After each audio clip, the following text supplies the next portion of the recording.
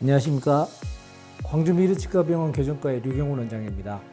예전 케이스들에서는 상악골을 확대해서 공간을 만들고 그 후에 그 공간을 이용해서 비발치로 끝내는 케이스들을 소개를 해드렸었습니다. 이는 마치 상악골을 확대하는 것이 비발치 치료를 위해서 하는 것과 같은 일반화된 오해를 갖게 할 수도 있을 것 같다는 생각이 들어서 이번 영상을 제작하게 되었습니다. 상악 확대가 꼭 비발치 치료를 하려고 이루어지는 치료가 아니고 하악보다 작은 상악에서는 발치 비발치를 떠나서 선결되어야 하는 문제이기 때문에 오늘 그것을 케이스를 통해서 얘기를 해보고자 합니다. 돌출입을 해결하고 싶어서 온 케이스인데요. 예전에 언급했듯이 입 다물었을 때 턱끝이 쭈글쭈글해지는 현상을 특징적으로 볼 수 있는데요. 돌출 정도가 심하면 무턱으로 보이기도 되죠. 분석을 통해서 발치 교정만으로도 충분할지 아니면 턱끝을 세워주는 2부 성형술, 즉 성형까지 필요할지 판단하기로 했습니다. 치열은 이러한 상태였는데 치아 각도가 뻗어져 있어서 4개의 발치가 필요할 것 같다라고 하는 생각이 드는 경우고요. 4개의 발치는 거의 이견이 없을 듯한데 그런데 굳이 상악을 꼭 넓혀야 하나 하는 이 부분에 대해서는 얘기가 조금 틀려질 수 있을 것 같기도 합니다. 왼쪽의 사진이 정상적인 상악 사이즈를 비교를 해 놓은 것이고요. 오른쪽이 본 케이스에서 상악 케이스 사이즈를 비교해 놓은 사진입니다. 상악이 더 커 보여야 하는데 그렇지 않아 보일 것입니다. 즉 상악의 사이즈가 작은 것으로 판단이 되어지는 경우죠. 여기서 치료 계획이 어떻게 결정되어지는지 사고의 과정을 좀 설명을 해보자면 하악 전치가 삐뚤빼뚤하고 앞으로 뻗어져 있어서 뽑아야 되겠네 라고 하는 생각이 좀 들게 됩니다. 그런데 교합관계가 1급이네. 1급 교합관계에 대해서는 꼭 이전 영상을 참조해 주시기 부탁드립니다. 1급 관계라고 하는 것은 상하악의 치아의 개수도 똑같아야 된다는 전제를 깔고 있기 때문에 그럼 위아래도 같이 뽑아야 되겠네 라고 하는 생각을 하게 되죠.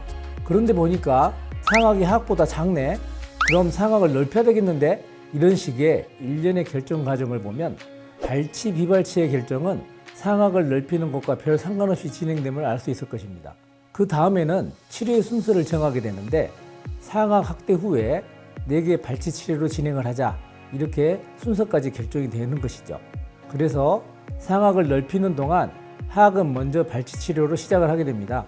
이렇게 상악을 넓히는 것만으로도 앞니는 뒤로 들어오게 되어 있습니다.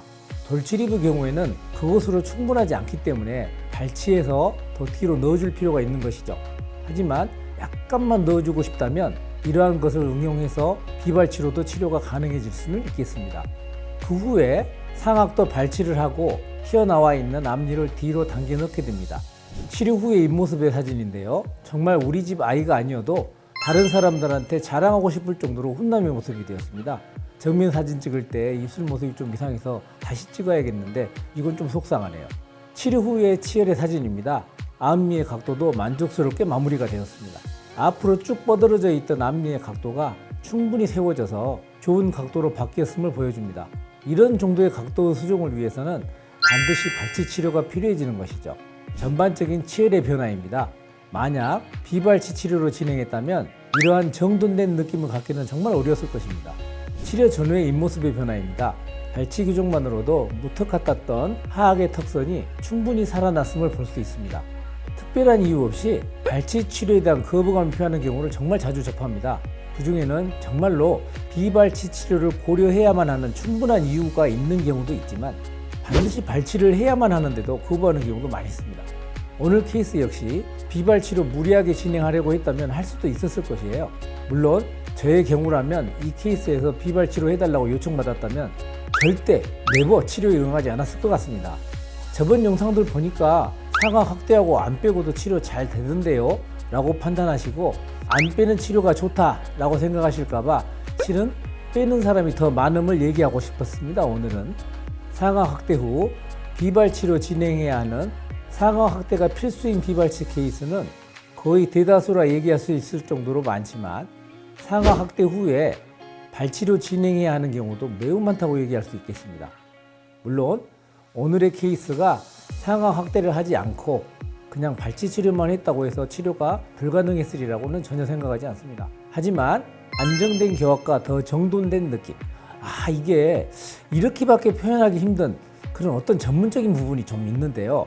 그런 느낌으로 마무리하는 데 있어서 상악 확대가 꼭 필요한 경우가 많이 있습니다. 즉, 이렇게 치료의 완성도를 높이기 위해서 상악을 확대할 필요가 있는 경우가 발치, 비발치를 떠나서 정말 많이 있습니다. 그래서 그에 대한 이해에 조금이나마 도움이 되었으면 하는 마음으로 이 영상을 제작하게 되었습니다. 끝까지 영상 시청해 주신 여러분 감사드립니다.